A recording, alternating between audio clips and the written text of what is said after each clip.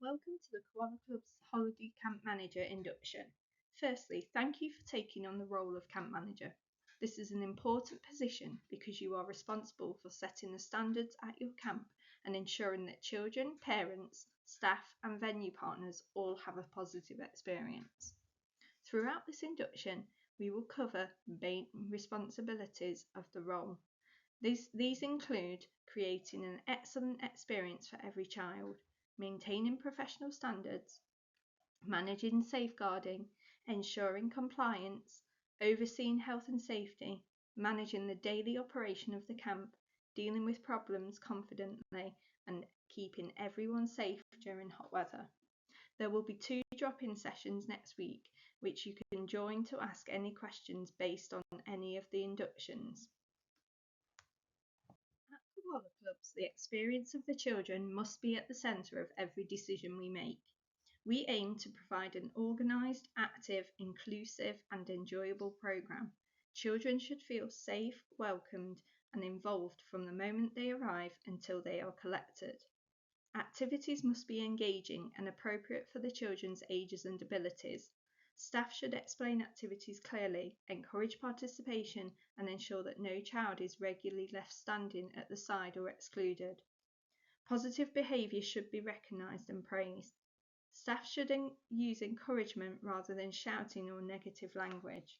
We want children to build confidence, try new activities, make friends and leave camp feeling proud of what they have achieved. As camp manager, you should regularly move around the provision, observe sessions and speak to the children. Ask them whether they are enjoying themselves, what have they learned and whether they feel included. You should also make sure that staff are actively leading their groups. Staff must not spend sessions talking to one another, looking at their phones or simply handing out equipment and allowing children to occupy themselves. Every child should receive a safe, fun and enriching experience. Session plans are a very important part of how we deliver our programme. The plans provided to staff will look similar to the examples shown on this slide. Each plan contains an objective, equipment requirements, step-by-step instructions, adaptations for different abilities and relevant safety considerations. The objectives should be shared with the children at the beginning of the session. For example, the staff member might say, "Today we are going to learn how to pass the ball accurately," or "Today we are going to develop our throwing technique." Sharing the objective helps children understand that the session has a purpose and that they are developing their skills. Experienced coaches may sometimes want to adjust an activity. This is acceptable provided the adjusted activity remains safe and continues to meet the same learning objective. The session plans also contain guidance on adapting activities. Staff should use this to make sessions easier or more challenging depending on the children's ages, confidence and ability. It is important that planned sessions are followed because this supports our activity-based Ofsted exemption.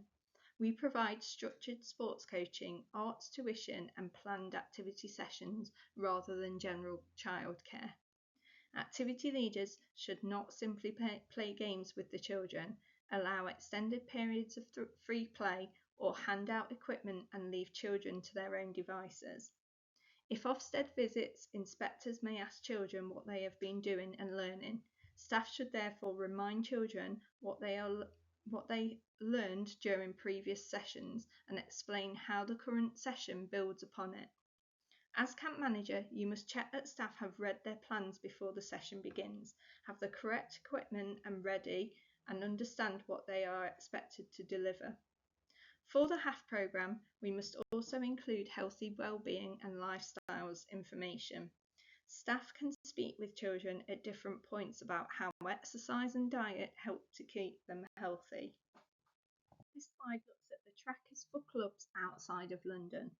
The tracker helps us record which sessions have been delivered and ensures that children continue to receive a varied and progressive programme, even when different members of staff lead the activity. Once a group has completed a session, the activity leader must tick the appropriate box and write their name against it. This should be completed immediately after the session so that the information is accurate. We understand that the same children may not attend every day. Staff should therefore begin sessions with a brief recap of the previous skills. This benefits children who attended before and helps new children understand what the group has already covered. Before allocating a session, the camp manager or activity leader should check the tracker to identify the correct point in the activity programme. Some activities have fewer plans than others. As the summer holidays may run for approximately 6 weeks, a complete cycle might be delivered more than once. When all sessions have been completed, staff should begin again at session 1 and use a fresh tracker. Even when repeating the cycle, activities should still be delivered enthusiastically and adapted for particular children in the group. Managers should check the trackers regularly and make sure staff are completing them correctly. The trackers at our London sites work slightly differently because these camps are generally larger and may have several groups completing the same activity or at different times. Each activity leader's name will appear at the top of the tracker. The staff member must record the session they have completed with their group by ticking and dating the appropriate box. There will be a separate tracker for every activity. This system allows us to see what each group has completed and prevents staff from unintentionally repeating the same session too frequently. Camp managers should explain the tracker system during the staff briefing and check it throughout the programme. Do not wait until the end of the week to discover that nothing has been recorded. The purpose of the trackers is not simply paperwork. They demonstrate that our programme is planned, progressive, and consistently delivered. As a camp manager, you set the standard for the entire team. Staff will often follow the example that you give them. You should lead with positivity, respect, and enthusiasm. Remain calm and professional even when the camp is busy or a problem occurs. All staff must wear Koala Klubs identification badges and be appropriately dressed. Clothing should be practical, tidy, and suitable for working actively with children. Managers and staff must be punctual and organised, arrive within enough time to complete the opening checks, organise equipment, and brief the team before the children come. Confidentiality must be maintained at all times. Information about a child, family, staff member, or incident should only be shared with people who genuinely need to know. It must never be discussed in public areas, shared with other parents, or posted on social media. We must also represent Koala Klubs professionally when communicating with parents, venue staff, or members of the public. Even when someone is unhappy or challenging, remain polite, listen carefully, and avoid becoming defensive. Our core expectations are respect, responsibility, teamwork, and excellence. Managers should model these values and challenge behaviour that falls below them. Safeguarding is everyone's responsibility, but the camp manager is the first port of contact on site. At the beginning of the programme, make sure every staff member knows who the designated safeguarding lead is, how to contact them, and they know the safeguarding policy and procedures. Any concern must be taken seriously.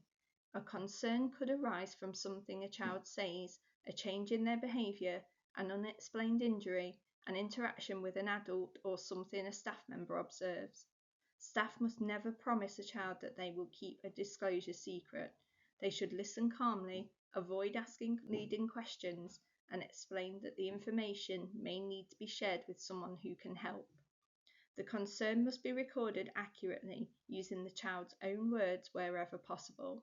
Record facts rather than opinions and report the concern to the designated safeguarding lead immediately.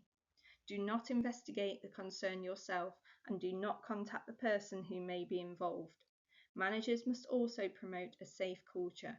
This includes appropriate staff behaviour, safe physical contact, correct use of toilets and changing facilities, professional communication, and active supervision. Remember, safeguarding is at the heart of everything we do. If you see something, say something and take appropriate action. Camp managers are responsible for ensuring that camp remains compliant throughout every day of delivery.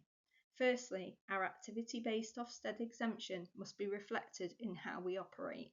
Children should receive structured, planned tuition and coaching. Staff must follow the session plans and the appropriate arrangements for the different age groups.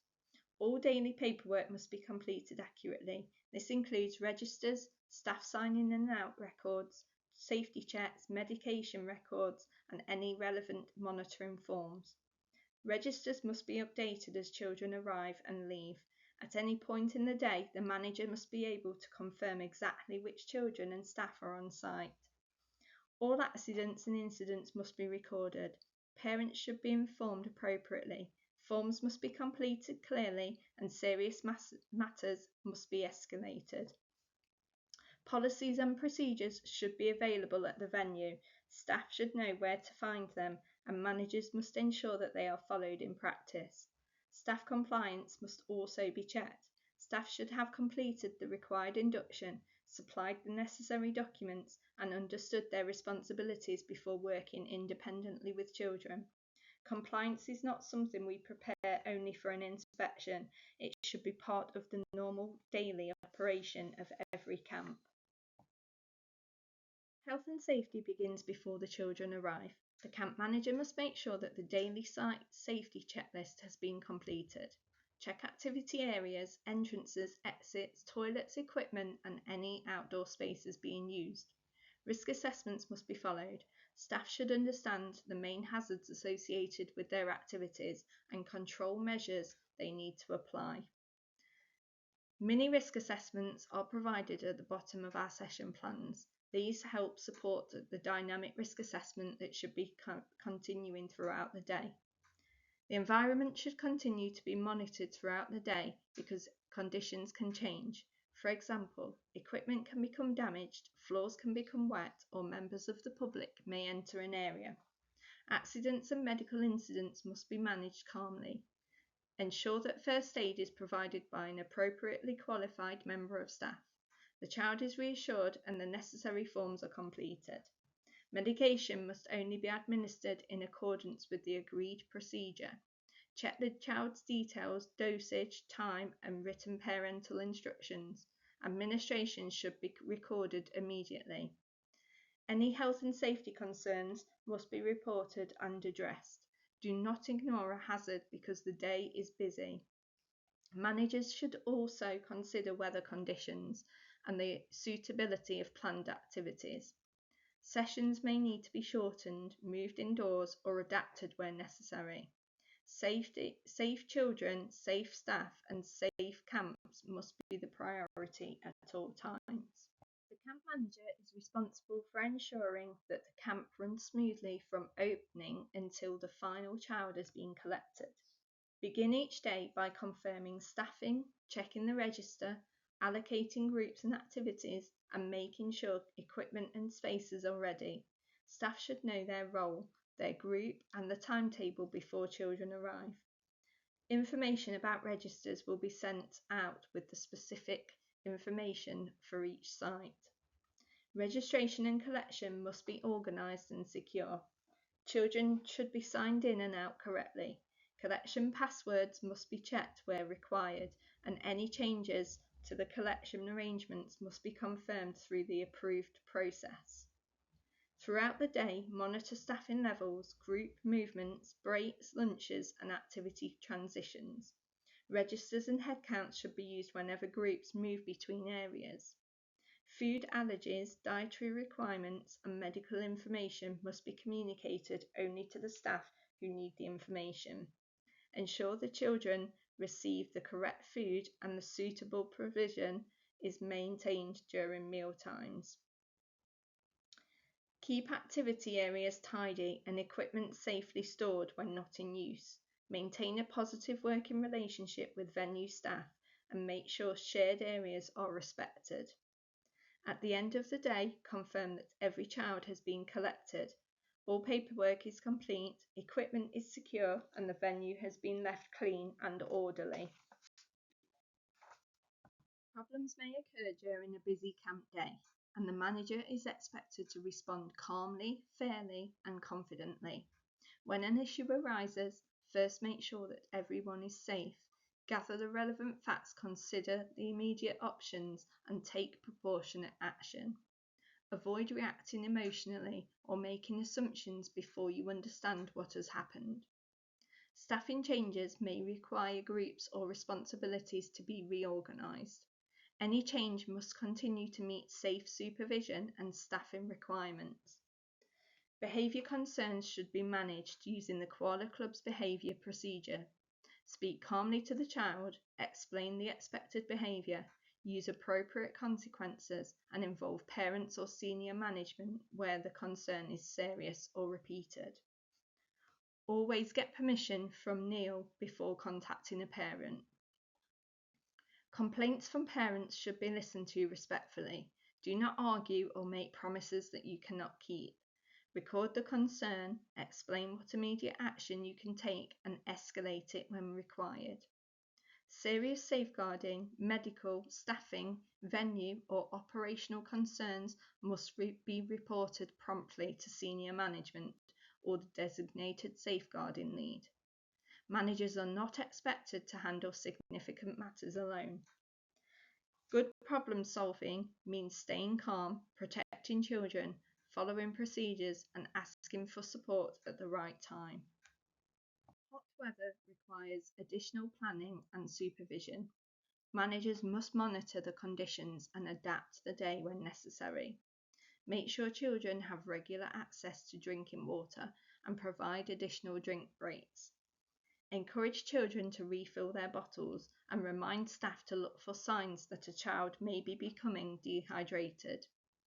Use shaded or indoor areas whenever possible, particularly during the hottest part of the day. High-intensity activities should be shortened, made less strenuous, or moved to a cooler location. Children should be encouraged to wear suitable clothing and hats. Sun cream should be managed in line with parental permissions and Koala Klubs procedures. Watch for signs of heat exhaustion, including headache, dizziness, nausea, unusual tiredness, heavy sweating, or pale and clammy skin.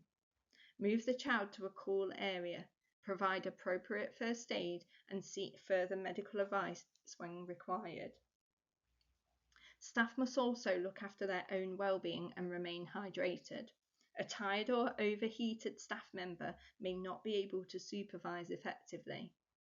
The timetable is never more important than safety.